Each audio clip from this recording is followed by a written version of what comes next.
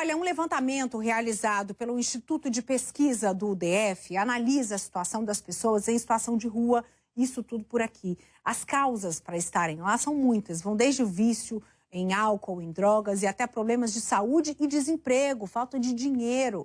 A Larissa Batista vai trazer os detalhes desse estudo para nós. Em uma das regiões do plano piloto com a maior quantidade de pessoas em situação de rua, a gente consegue perceber bem o sofrimento e condições precárias que essas pessoas sobrevivem. Aqui no setor comercial sul, a falta de abrigos, colchões improvisados, o compartilhamento de comida e roupas é uma realidade.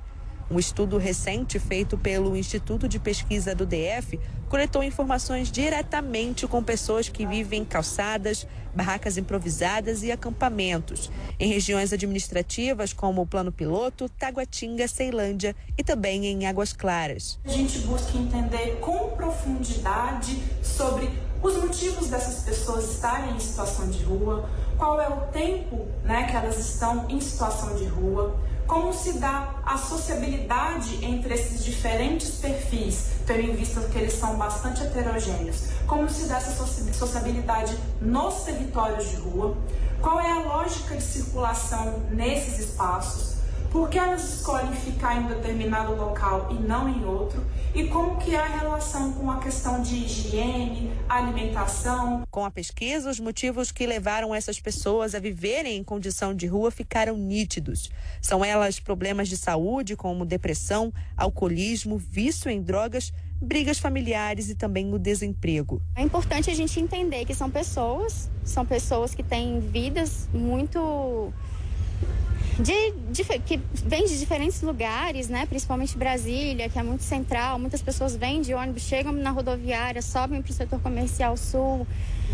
A gente vê muitas pessoas passando por aqui, e aí já não estão aqui por uma semana, daqui a pouco já mudam para um outro lugar. Mas é isso, são pessoas, e em geral com uma história de vida muito sofrida, muito dolorida, com violações muito graves de direitos humanos.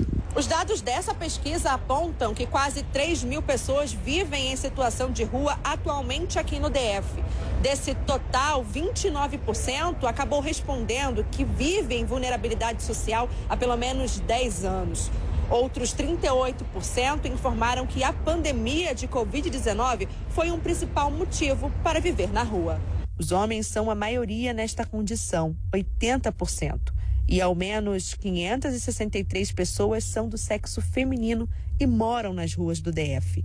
A pesquisa indica que quase metade dos entrevistados tem entre 31 e 49 anos. Em geral, são pessoas que passaram por muitas violações desde muito cedo, Ou então pessoas com transtornos mentais que acabam vindo para a rua e tendo a rua como um espaço que não é um espaço fechado, trancafiado, é um espaço de liberdade. São pessoas que cresceram na rua também e que às vezes passam pelo sistema prisional e retornam à rua porque é o espaço de acolhimento, de afetividade. A gente tem feito atividades, na rua, no espaço da rua mesmo, visando essa aproximação, essa vinculação com as pessoas que estão em situação de rua. A partir do momento que a gente passa a ocupar esse espaço da rua junto com eles, sem desprezá-los, mas convivendo, entendendo as particularidades dessa população, a gente passa a trazer outra perspectiva para essas pessoas. Por conta desta situação grave, vários institutos tentam levar conforto e alimentos semanalmente para essas pessoas,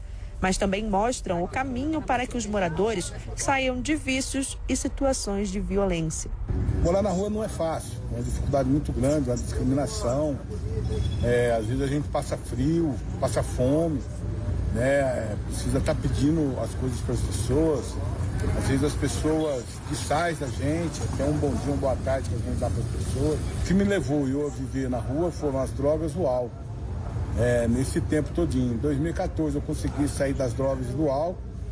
E hoje eu tenho um instituto chamado Barba na Rua, onde a gente trabalha por políticas públicas para a população em situação de rua. A rua, ela tem uma cultura, Ela tem uma forma de se virar, ela tem uma forma de afetar as pessoas. E as políticas públicas, elas vêm, mas elas vêm em poucos momentos, né?